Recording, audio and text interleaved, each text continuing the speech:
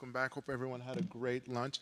My name is Marquise Stillwell. I am one of the co-founders, the quiet one in the back, of Deem Journal. And I just came up to just, one, say thank you for everyone being here, and hopefully I can meet many of you once I walk out. But I also wanted just to continue to level set, like, why are we here? This is where we are today as far as how Deem is describing ourselves. But in 2017, almost 8 years ago, we came up with the name Deem to really start to express this idea of to regard and to consider a way, to actually believe in how do you deem it so. And so words matter. And for us, we wanted to come and share how did we come up with the name Deem and what does that matter? And for us, you being here is a part of that manifestation of us knowing and understanding what does it mean to deem it so. To deem it so is not to wait for government. To deem it so is to not wait for funding. To deem it so is not to wait for permission. It's for every one of us to have the agency and the power to know that whatever we want, however we want it, whatever we believe, that we will deem it so. And being a part of the Deem family is to be a part of that manifestation. So I just want to say thank you for all of you being here. 8 years ago, we've imagined this, and now here we are. And I appreciate being here. And now I'm going to bring back my co-founder, New, to open the show. Thank you.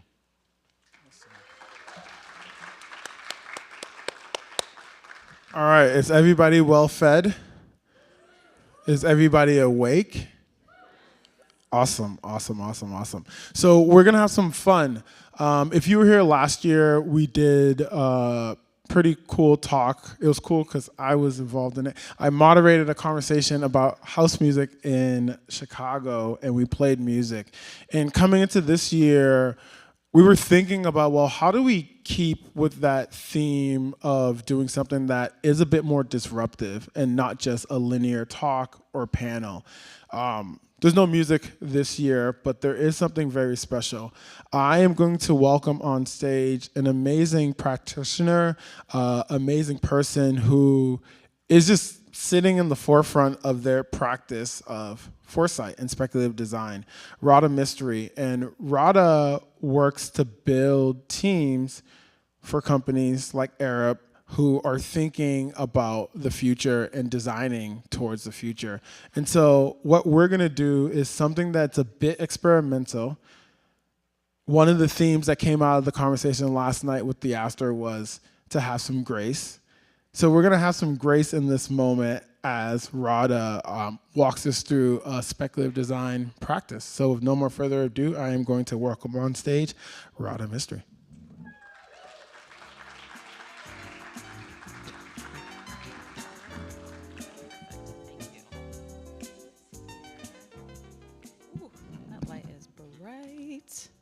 Hello.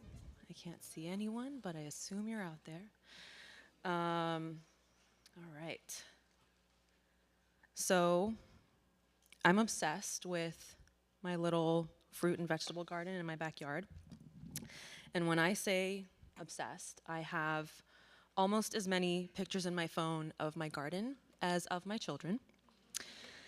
And I live in Los Angeles, and on days that I work from my home office, I find myself stepping out back to check in on the plants in between meetings, tending to the overgrowing foliage, watering the soil, and sometimes I'll just sit and watch and breathe.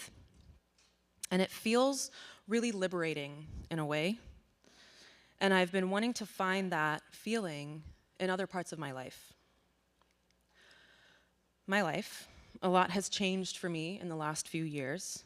After almost 20 years of living in other cities, I've moved from the Bay Area back to Los Angeles, where I grew up.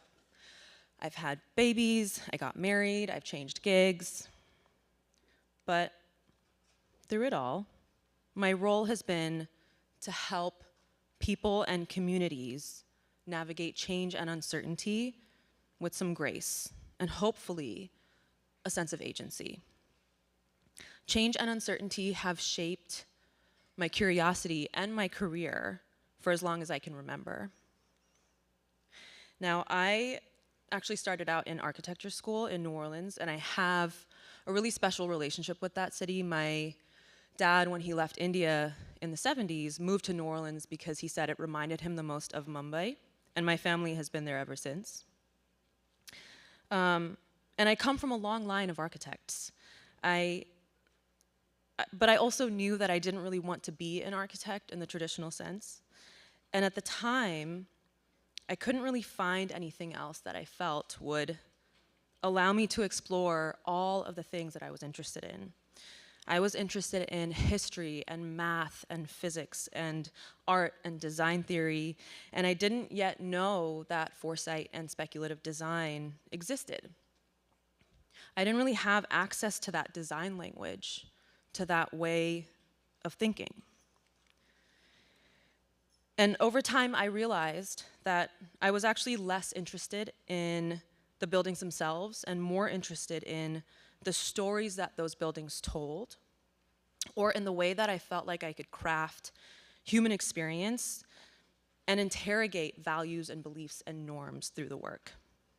But I didn't truly know what kind of designer I wanted to be until this. I think this is far too familiar of an image these days, but this was the bird's eye view of Hurricane Katrina the day before it made landfall along the Gulf Coast. And when I think about my career trajectory and the moments that have shaped my practice, it really started here.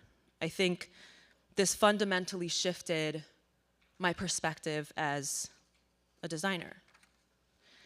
And when we were allowed back into the city after the storm, I remember thinking, you know, I wonder if 50 or 100 years ago, the architects that were building for the city at the time had anticipated a 100-year storm like this. But more importantly, who were they building for? And who was left behind in their visions and plans? And it made me realize that I am putting things out into the world that will profoundly impact people's lives.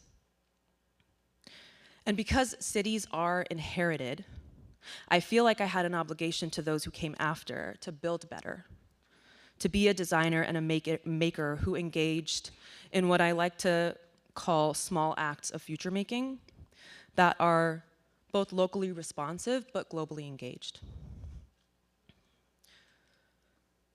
So buildings then become these future artifacts because, as we know, we have to consider the context within which we're building. And we have to think about what the world looks like, how the world changes around this machine or this system that you have placed in the ground. And time becomes one of those things that we have to take into consideration as a design element, whether it feels like a constraint or a provocation for expansion and evolution. And then, kind of pulling on that thread, I really wanted to dig into the work of these speculative design practices that I was happening upon from the 50s and 60s and 70s, like Archigram in London and Superstudio in Italy and Ant Farm up in the Bay Area and the Metabolist in Japan, Buckminster Fuller. And this notion that if architecture tells us where we had come from in an archaeological perspective, could it also then kind of signal where we're going?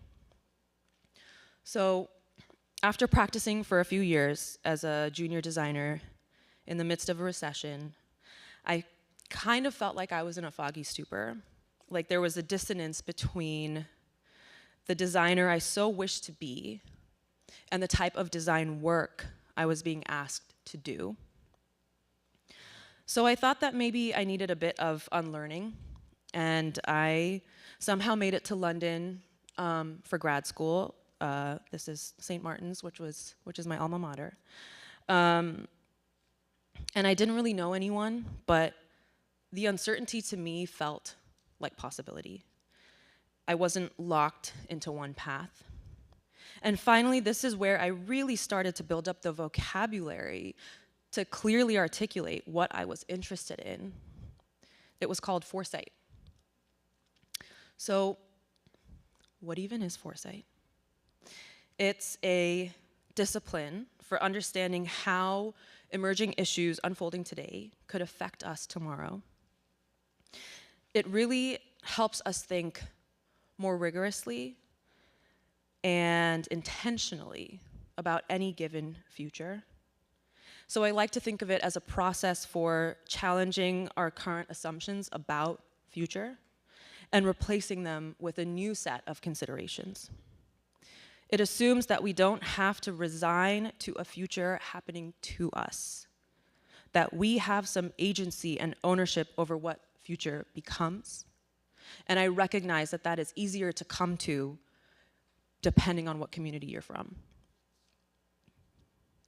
So this is a framework I often use to talk about futures. It's called a futures cone.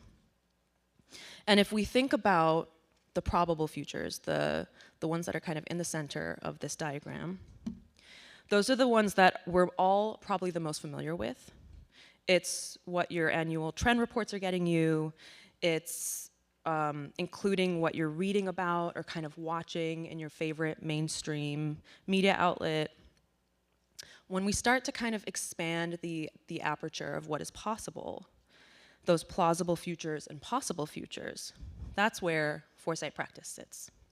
Those are the visions of the future that might take some convincing if you were talking to friends or a relative. It requires a little bit more dot connecting because the stories aren't out there so readily available. We have to create those stories and those visions for folks to make meaning of.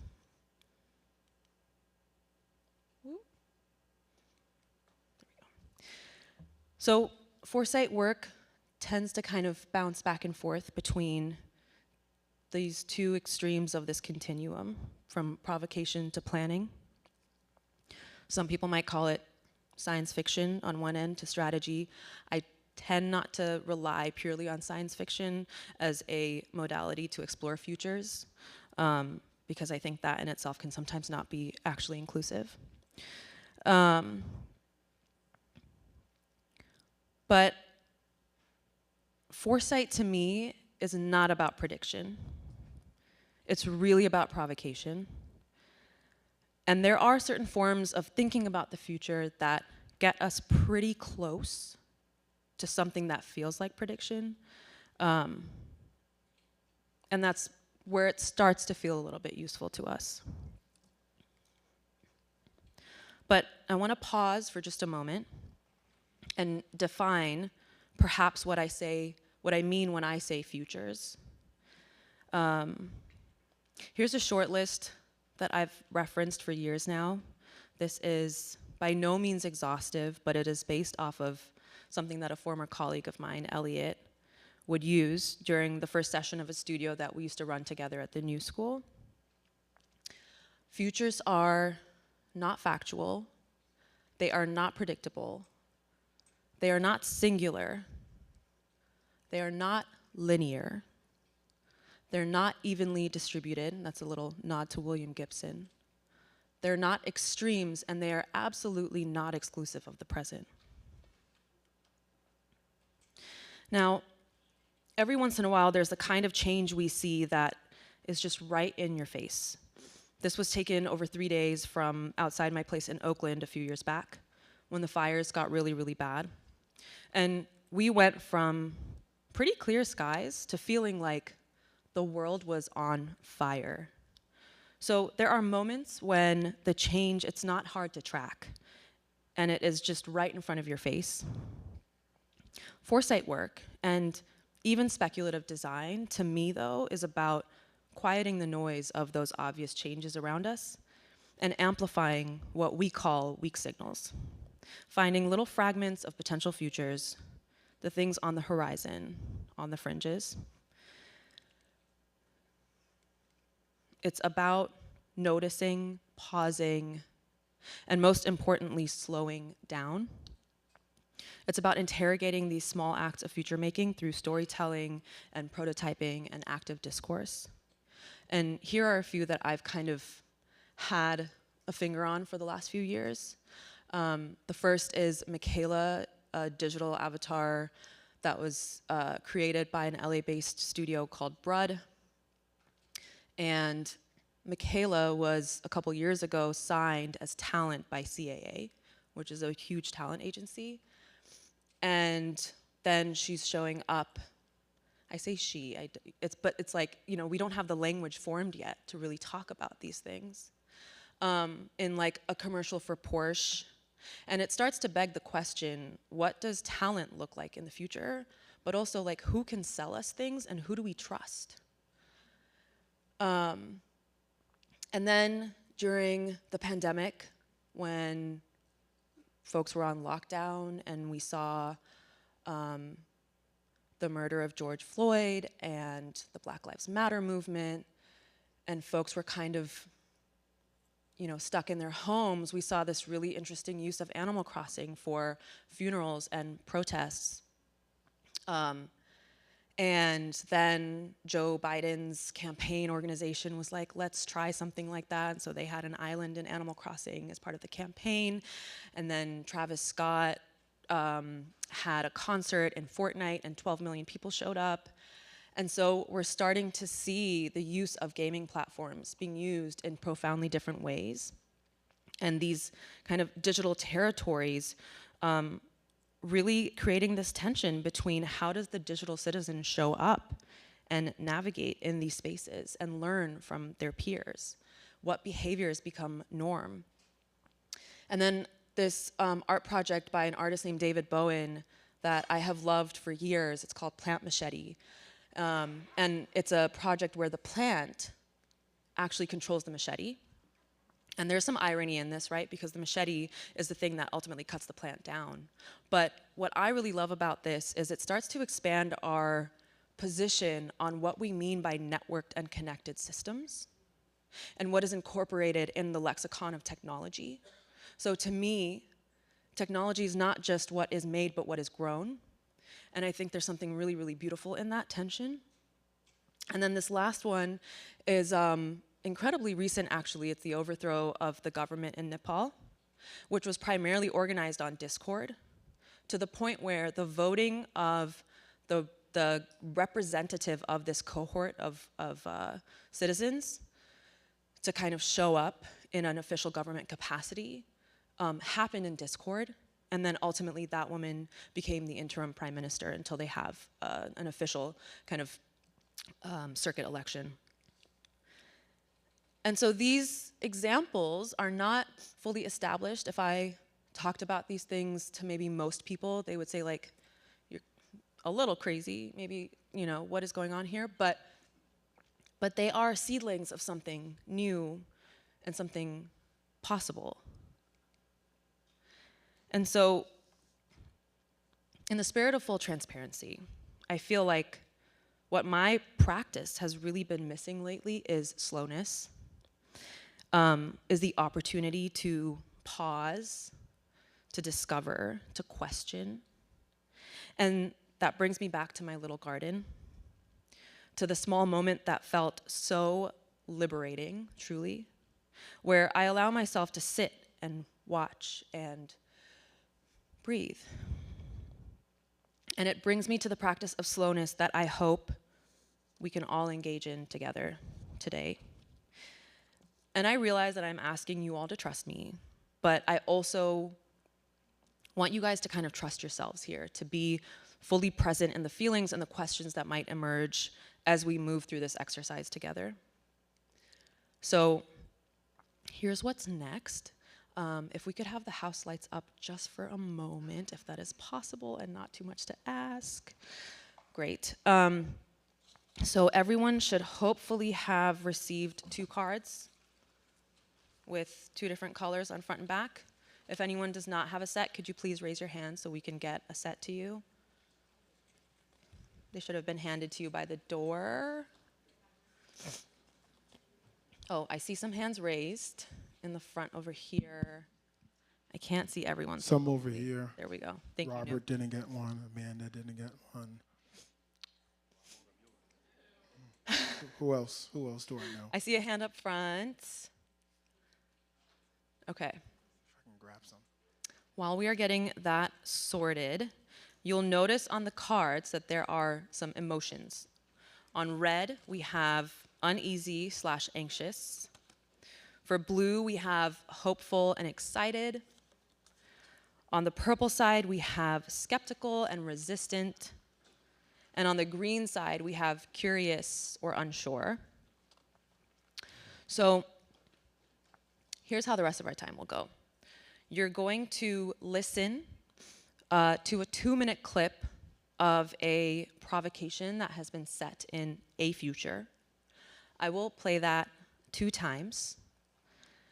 So you have a moment to hopefully kind of like catch on to some of the details and the elements that may have slipped through the first time.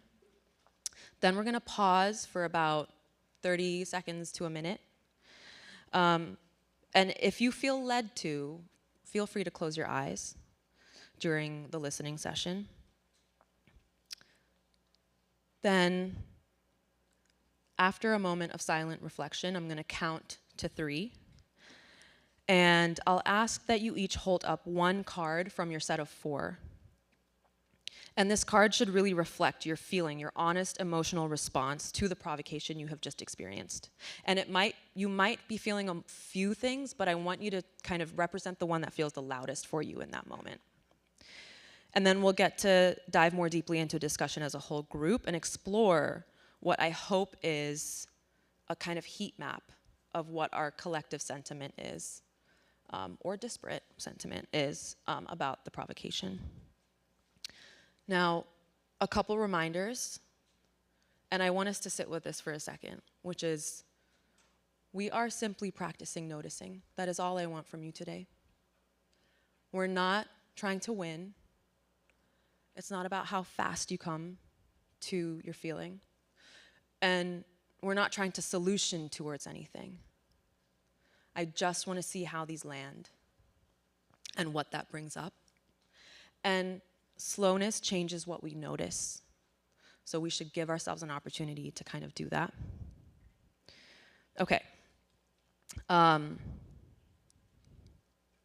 we're going to do a quick practice round without audio. We're going to pretend that we've just listened to the audio. We're listening. I've played it twice. The audio has stopped. We pause. I'm going to count 1, 2, 3. Can everybody hold up a card, any card? Great. And then you're going to hold it there. Wonderful. Okay, perfect. And we're just going to get a sense of kind of what's in the room, and then we'll hop into discussion. We have some folks. New is on a mic. He's going to see what he's noticing as well. All right, are there any questions about what we're about to do, or does everyone feel quite clear on it? I don't see anything. I don't know why I asked, sorry. Okay, great. Wonderful. Maybe a verbal. Okay, all right. So if the lights can dim, house lights, and also this one, please. Thank you.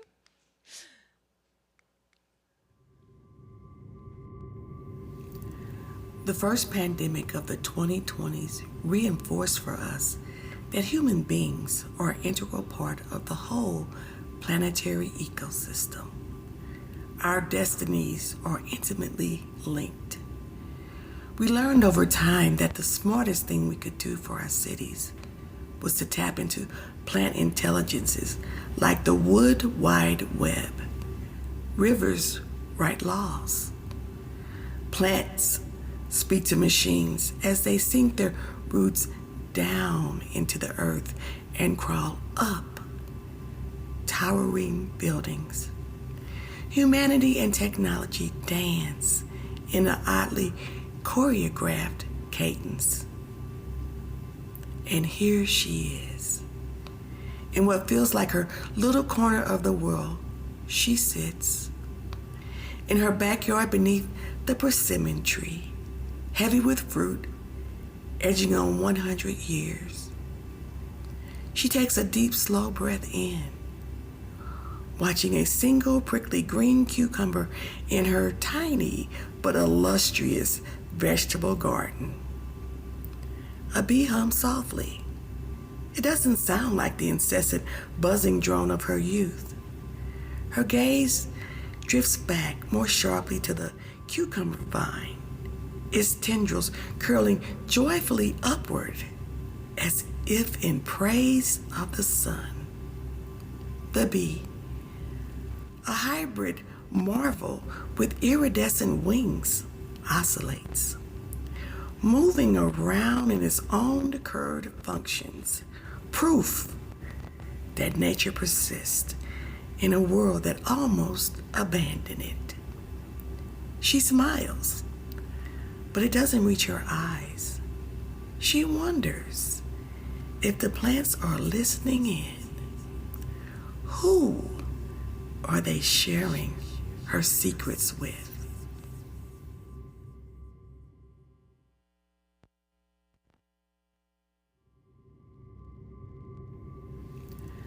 The first pandemic of the 2020s reinforced for us that human beings are an integral part of the whole planetary ecosystem. Our destinies are intimately linked. We learned over time that the smartest thing we could do for our cities was to tap into plant intelligences like the Wood Wide Web. Rivers write laws. Plants speak to machines as they sink their roots down into the earth and crawl up towering buildings. Humanity and technology dance in an oddly choreographed cadence. And here she is. In what feels like her little corner of the world, she sits in her backyard beneath the persimmon tree, heavy with fruit, edging on 100 years. She takes a deep, slow breath in, watching a single prickly green cucumber in her tiny but illustrious vegetable garden. A bee hums softly. It doesn't sound like the incessant buzzing drone of her youth. Her gaze drifts back more sharply to the cucumber vine, its tendrils curling joyfully upward as if in praise of the sun. The bee, a hybrid marvel with iridescent wings, oscillates, moving around in its own curved functions, proof that nature persists in a world that almost abandoned it. She smiles, but it doesn't reach her eyes. She wonders if the plants are listening in. Who are they sharing her secrets with? Take a few seconds.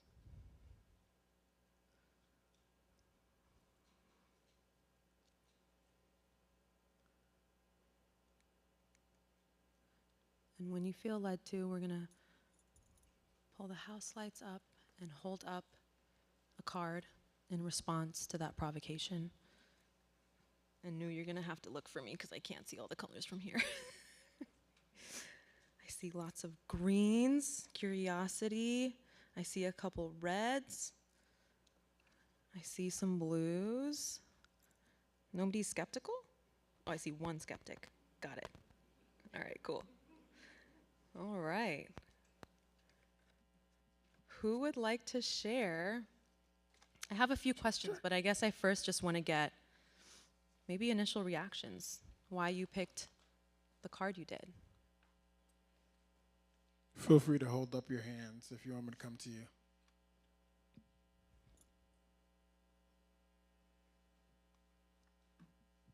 Thank you, and thank you for this exercise. I chose curious and unsure, mainly because I'm a little unsure if I'm more anxious or if I'm more excited. Usually thinking about natural intelligence and specifically plant life makes me really hopeful. But the first sentence, starting with the first pandemic of the 2020s, I'm like, oh, my heart is feeling away. So I'm also curious of like, well, what is my responsibility to prepare for more pandemics? And yeah, and spiraling a bit. Yeah, absolutely. Up over there in the back. This light is bright, huh? Ooh.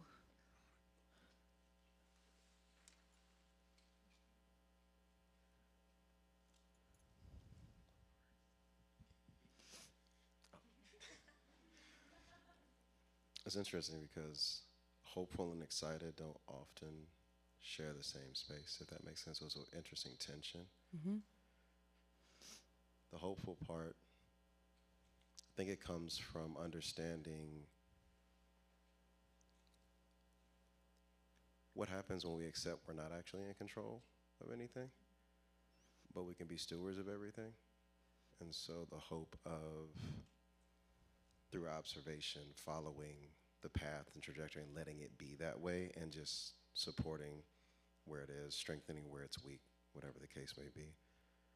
The excitement is of that unknown, kind of to the point earlier talking about like leading with the curiosity of what's possible if, what's the saying? It's like, if you abandon hope as a solution,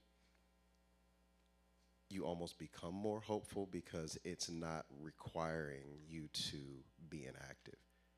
It's actually calling you to be far more present instead of, oh, I hope things get better, versus we're gonna move in some kind of way that supports what we're seeing and stay as curious as we can within that space. And also, interestingly, the colors kind of reflected that as well. It's like there's a tranquility of not feeling you have to have everything figured out, but knowing that it can be, and whatever doesn't, I mean, if you're gone, you don't have to worry about it anymore, which is kind of morbid but freeing. So there's that.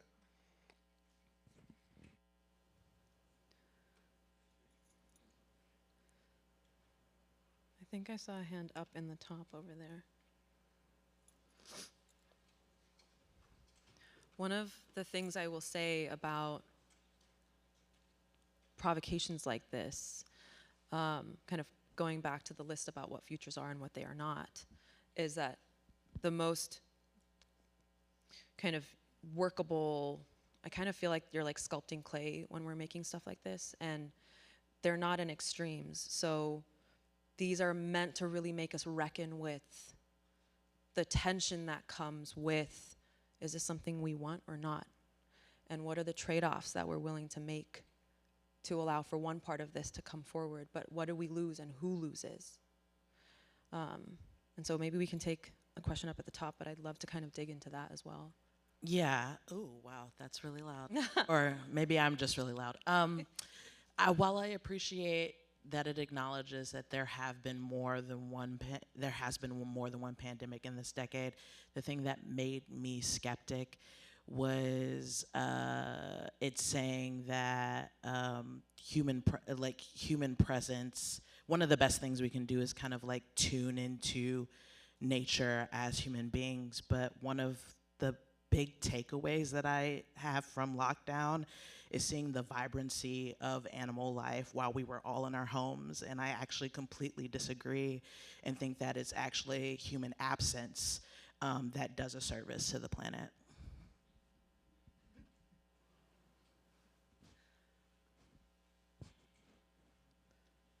Do you see another one? Oh, right over here. In front here, yeah.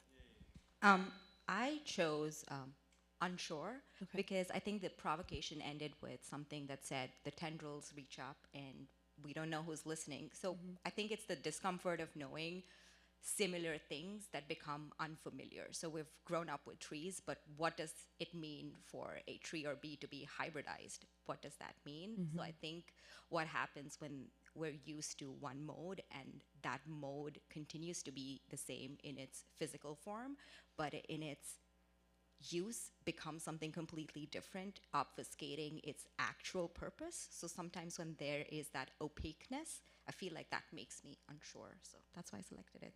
Thank you for the activity. Yeah, for sure. I'm kind of interested in, for the folks who were like hopeful or excited, what made you feel hopeful or excited about this? I see one up in the back over there. And I also want to get into the uneasy, anxious, the red cards. Pre-pandemic, there was growth. During the pandemic, there was growth. After the pandemic, there was growth. And so growth happens. That's all there is growth. I'm hopeful. We aren't even supposed to be here according to the pandemic. We should all be gone. But we're still here because growth is going to happen. Because life be lifing.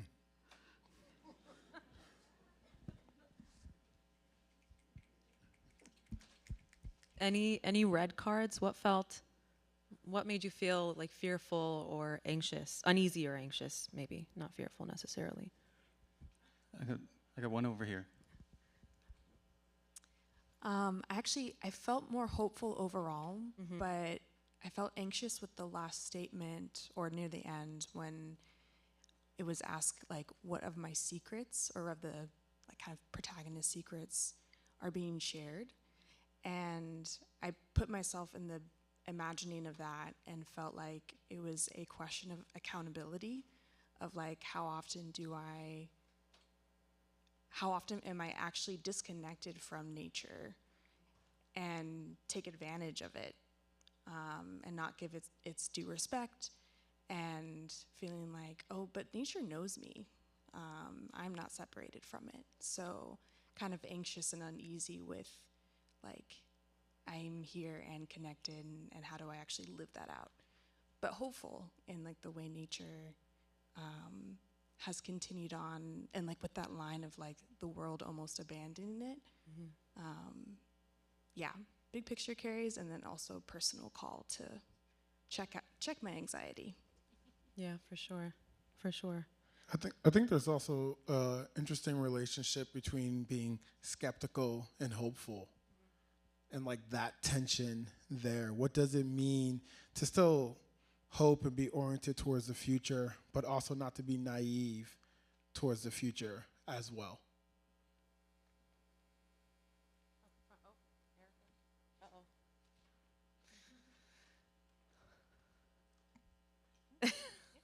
What do you have to say, Erica? Oh, I don't know. I was torn between hopeful and skeptical because in general I don't run anxious. And a quote that came to mind was, I'm sure I'm not saying it correctly, but if you surrender to the wind, you can ride it, by Toni Morrison. And the pandemic forced a lot of things, and it was awful in all the ways that we know. But one of the things it forced, like technology and the speed that it travels, it forced us to stop, right? And it gave us the opportunity to look at the world differently, to also be disconnected from the world in a way that's new. And so now we're out trying to figure out how to human again. And in the humaning, I feel more creative camaraderie with people than I did before. But also there's this like bifurcation with society that we all see and know, and feels more disconnected from nature. And so that's where though I don't run anxious, there is anxiety, because it's like, okay, well, we get it in this room. Outside of this room, what are we talking about? And it can feel like good versus an evil. It is good versus evil. There's not a way around it. But what do we do with that? And there's a place where, okay, we surrender to the wind. Do I just let it wash over me? Like, what will be, what will be? We're part of nature. We have been distanced from nature. But kind of where do we go with it? And where do we fight? And where do we give in? And where do we give grace? And when do we say, no, actually, you're an asshole, and I'm not going to give you grace, and we're going to call a thing a thing? And so, yeah, I don't know what I'm saying, but that's where I am. Maybe we do one more for this one, and then we can move on to the second one. Yeah. Thank you so much. I also was torn between skepticism and hope. I suppose because I wish the provocation would have been more specific, in the hopes to invite a new paradigm for how we might think about the substrates that we work within. So even to name something the Wood Wide Web, I was invited to think about, well, does that mean that it's a new substrate for knowledge, i.e. data? Or does that mean it's a new substrate for building, i.e. constructing the built environment? Or is it a hybrid of both? And I know that this is not a solutioning activity, so I want to be very mindful of that. But one thing, I'm an architect working in the food system, and one of the things we often talk about is meeting the system where it is, because often thinking about the possibilities of what often venture capital thinks about in terms of the future of food, it becomes so divorced from typical user patterns that you're not able to actually insert your way into the imagining of whether you are hopeful, uneasy, curious, or skeptical, because it's not specific enough to particular use cases. So that's why I was split between those two, and but still hopeful for the rest of the activity. I think it's really cool. Yeah. I mean, I think this is one of the tensions of this kind of work as well, right? Because part of it is, how do we start to expand our sense of what could be possible and invite that in, while not alienating the work that is already being done, and providing language that people will understand and be able to anchor themselves into and tether into. And so, I mean, Nu and I were just having a conversation as we were kind of like building up the audio portion of this, of what kinds of sound effects do we want to incorporate, if at all. And we kind of said, like, I had said, like, I don't think we should, because it starts to, you know, signal that we are in a particular time with a particular type of technology and a particular interface, and I wanted to kind of have that be a little bit more open. So what values and beliefs do we embed in even just like hearing the tap, tap, tapping of a computer keyboard? And how does that start to augment our perception of what an interface becomes, or what technology is? So I really appreciate that comment. Do we move on? Let's move on. Whoa. Okay. All right. Can we have the house lights dimmed again, please? And this one too, please.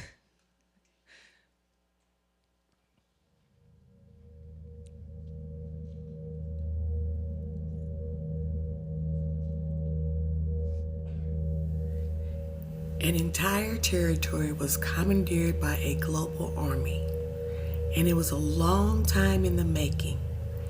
It began during the Great Awakening of the early 2020s.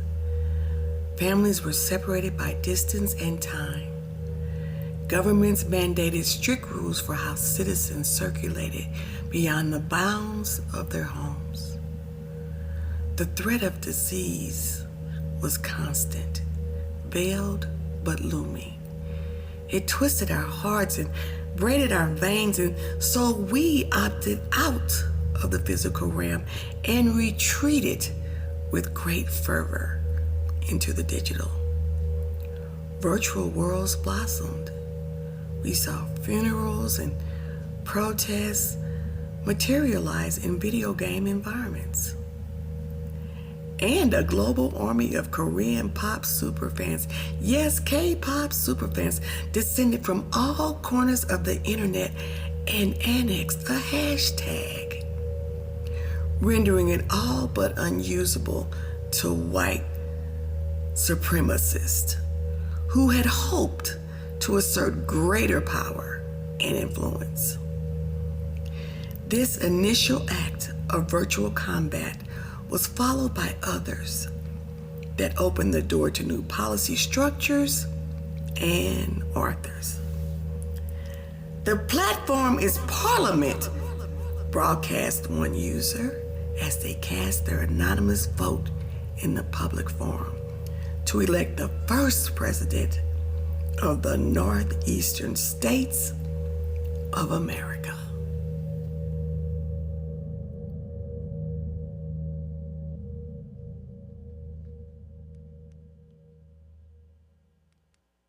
No, don't hold up your card.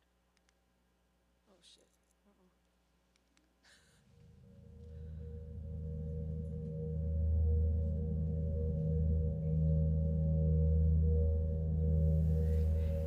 An entire territory was commandeered by a global army, and it was a long time in the making. It began during the Great Awakening of the early 2020s. Families were separated by distance and time. Governments mandated strict rules for how citizens circulated beyond the bounds of their homes. The threat of disease was constant, veiled but looming. It twisted our hearts and braided our veins, and so we opted out of the physical realm and retreated with great fervor into the digital. Virtual worlds blossomed. We saw funerals and protests materialize in video game environments. And a global army of Korean pop superfans, yes, K-pop superfans, descended from all corners of the internet and annexed a hashtag, rendering it all but unusable to white supremacists who had hoped to assert greater power and influence. This initial act of virtual combat was followed by others that opened the door to new policy structures and authors. The platform is Parliament, broadcast one user as they cast their anonymous vote in the public forum to elect the first president of the northeastern states of America.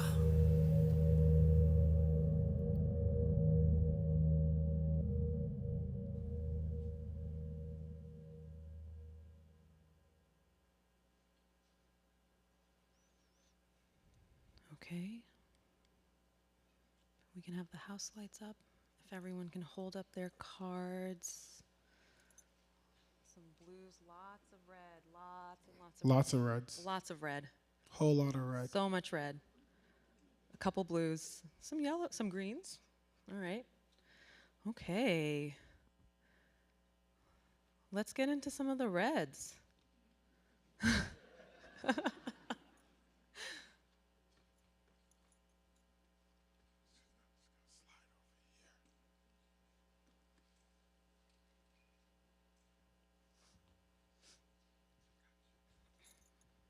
Well, damn, it make me anxious because it's basically what's going on right now, except for the last line. Yeah, it's basically what's going on right now, except for the last line. And I think it's really interesting to see it in a provocation like this because it decontextualizes it enough to really look at the macro scale of what's going on. I mean, we think about it every day, but to have that deeper meditation of like, this is really the situation objectively, it just brings a lot of deeper questioning of how we're responding to it, not just on a physical level, but a somatic level. Mm-hmm. That somatic part is something that I think is so important as part of this practice, and I don't think we pay enough attention to that, like what our bodies are signaling to us. Yeah. And I think also what's interesting is when you think about the practice of foresight and speculative design, it's really about asking the questions. Yep. And That's right. It doesn't have to be the furthest future. Yeah. It could be asking about alternative presence now. And this also kind of like jumps the timeline a little bit because it's going back to some of our experiences during the pandemic, but it's also moving forward in some ways where we, I don't know, see the secession of, you know, a part of the United States, and then it's pulling off of signals of things that are already happening, like the platform is Parliament piece was pulled off of an article where somebody in Nepal said the Parliament is discord. And so we are already taking more contemporary language and beginning to kind of integrate it into maybe more conventional or calcifying structures like politics so that we can make meaning of it in new ways. And I think that's the part that, coupled with being able to use something like this to kind of like quiet the noise. And I don't know if if this is like, I wouldn't call this objective. I think there is a point of view. I don't know if it's good or bad, but to be able to quiet the noise on everything that's happening and saying, if I took a moment and exerted some privilege or assumed privilege that I may not be given, to say, what does this one piece look like and how does it make me feel? I think that's where we get to do some really important work. But I would love to get a better sense. There's a lot of reds. There were some, let's get another red. And then maybe we can, yeah, let's get another red. So it made it really clear for me in the first passage that I felt more curious, and I feel like the contrast as well really brought up the fact that at the start of the pandemic, I was actually very hopeful. It's like, oh, people are going to understand how important, teachers are, and we're going to stop mowing and blowing. But that was like the first thing that I heard on the Monday after the lockdown. Like, the world is ending and we're still mowing and blowing. So I feel like, how do we take this anxiety? How do we take this unease? And how do we not let it overwhelm us with despair and really work towards active hope and the power that we have within each of us to make conscious choices to say, I no to this and yes to this, and be very clear about it.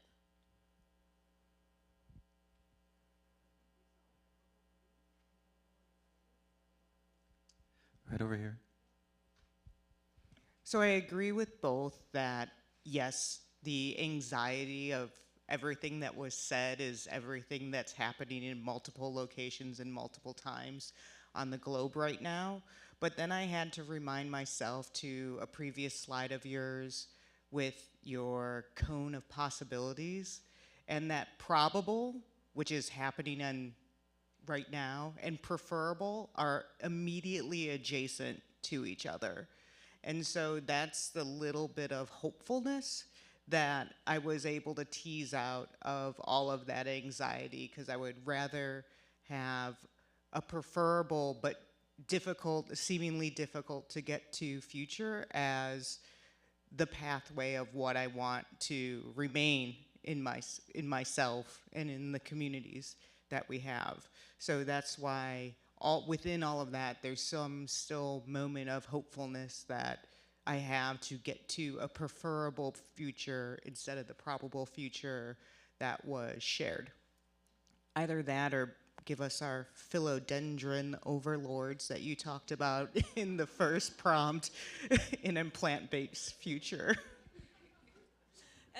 And one of the things that I also want to kind of bring forward here is when we do this work, the conversation is never centered around, is typically, I will say not never, centered around, we want this one future vision to come true. What ends up happening is it opens up the conversation of what is possible, and we can then start to pick and choose elements from a kind of collection of these little peeks into potential futures. But it gives us, again, the language, the ability to articulate what it is that we are looking for, what it is that we want and don't want, and then to interrogate what are the trade-offs as part of that. Was there anyone who had a purple or I have the memory of a goldfish, you guys, I'm so sorry. A purple or a green. I would love to get a sense of, I see a green up there and a purple over here. Right over here. Skeptical, resistant, and then curious, unsure. I'd love to get a better sense of where y'all are coming from that perspective. Okay.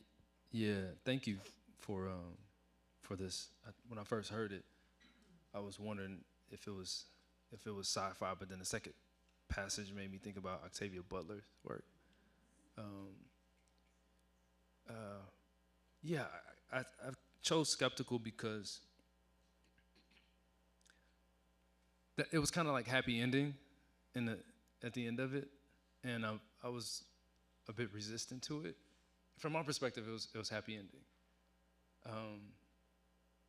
And I felt a little bit resistant to it. Hopeful, though, at the same time, because to hear that there's a positive outcome and that people actually have some say into like the public or the people actually have say into what's happening, what's positive. And I appreciate how you pull from those real experiences you showed us on the previous slide to build sort of this story. So my mind was kind of connecting those things at the same time.